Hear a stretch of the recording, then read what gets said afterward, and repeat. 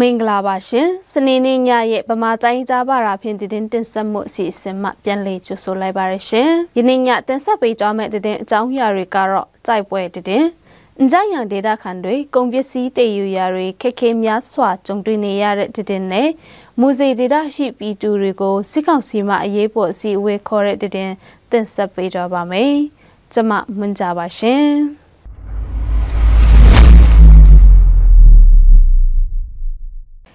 ရဲ့အမှတ်1တပ်မဟာအမှတ်43တပ်ရင်းနေမြေနံဖြက်ကျေးရွာနဲ့နှုံးလုံကောင်ရာကျေးရွာအကြားမှာဒီဇင်ဘာလ19ရက်နေ့မနက်9:00နာရီအချိန်ခန့်ကစစ်ကောင်စီတပ်ရင်တန်းကို KIA တပ်ဖွဲ့မှမိုင်းဆွဲတိုက်ခိုက်ခဲ့ပါတယ်။ကျထူးစုစစ်ကောင်စီတပ်ခလာရနေရ69နဲ့ပြည်သူစစ်ပူးပေါင်းတပ်အင်အား100ခန့်ပါဝင်တဲ့အဖွဲ့ဟာစစ်အင်အားနဲ့စစ်လက်နက်အသုံးအဆောင်များတင်ဆောင်က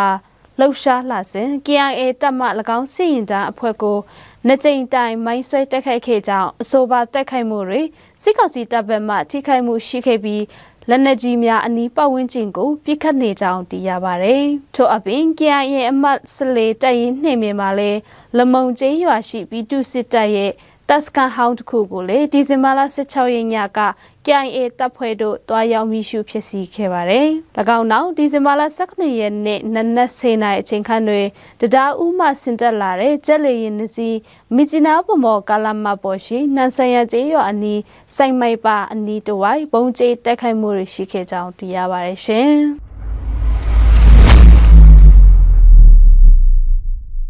စစ်ကောင်စီတပ်မှမီဂျီနာမြို့မှကုန်ပစ္စည်းတင်ဆောင်လာတဲ့ကုန်တင်ကားတွေကိုတင်ကျပ်စွာစစ်ဆေးနေတာကြောင့်ကုန်ပစ္စည်းတည်ယူရာတွေခက်ခဲမျိုးမျိုးနဲ့ကြံ့ကြာမှုတွေကြုံတွေ့နေရကြောင်းအကြရန်ဒေတာခန်တွေထမှသိရှိရပါတယ်။မီဂျီနာမြို့မှဆန်တဲ့အခြားစားသုံးကုန်ပစ္စည်းများအကြရန်တို့တည်ယူရာတွေစစ်ကောင်စီမှတင်ကျပ်စွာစစ်ဆေးမှုတွေတာမက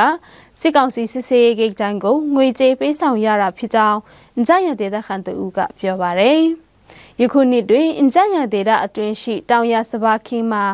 ကြွက်ဖြစ်စည်းခံရပြီးစဘာရိတ်သိမ်းဖို့မရှိတာကြောင့်ဆန်ကိုမြကြီးနားမှဝေယူစားသုံးနေရတဲ့အချိန်ယခုလိုစစ်ကောင်စီရဲ့စစ်ဆေးရေးဂိတ်တိုင်းငွေကြေးပေးဆောင်ရတာကြောင့်အင်ဂျန်ရဒေတာခန်များအစားအသောက်ခက်ခဲကြုံတွေ့ရတာဖြစ်ကြောင်းဒေတာခန်တွေပြောပါတယ်အင်ဂျန်ရဒေတာခန်ပြည်သူအများပိုင်းဟာမိသားစုစားဝတ်နေရဲ့အတွက်တောင်ရပြောင်းစိုက်ခင်းနဲ့အခြားတီးနာစိုက်ခင်းတွေကိုအတိတ်ကလုတ်ကင်ပြီးအတက်မွေးဝမ်းကြောင်းပြုလုပ်နေတာဖြစ်ကြောင်းလည်းသိရပါတယ်ရှင်။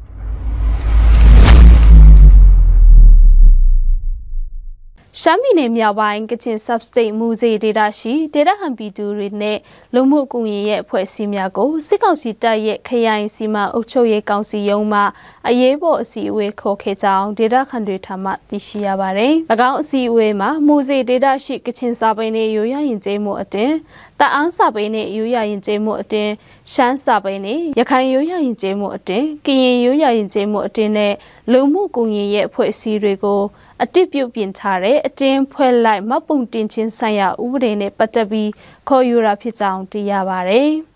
အစည်းအဝေးမှာအဖွဲ့အစည်းတိုင်းရဲ့လှုပ်ဆောင်နေတဲ့လုပ်ငန်းစဉ်တွေကိုတင်ပြမှုတွေလှုပ်ဆောင်ခိုင်းပြီးတင်ပြထားတဲ့လုပ်ငန်းစဉ်တွေမှာအပါအခြားအဖွဲ့အစည်းတွေနဲ့ဆက်သွယ်တာတွေကုန်ကြီးထောက်ပံ့မှုတွေအခွင့်အရေးထည့်တာတွေလုံးဝမပြုတ်လို့ဖို့နဲ့၎င်းချမှတ်ထားတဲ့စီကံချက်တွေကိုချိုးဖောက်တဲ့အဖွဲ့အစည်းကိုဖျက်သိမ်းလိုက်ပြီးထောင်ဒဏ်3နှစ်မှ9နှစ်အထိချမှတ်နိုင်တဲ့ဥပဒေရှိကြောင်းပြောဆိုတာတွေရှိခဲ့ကြောင်းသိရပါတယ်ရှင်။ပမာတိုင်းကြပါတာဖြင့်တင်ဆက်မှုအစီအစဉ်ကိုကြည့်ရှုနာဆင်တို့ပရိသတ်အပေါင်းရွှေလန်းချမ်းမြေ့ကြပါစေရှင်။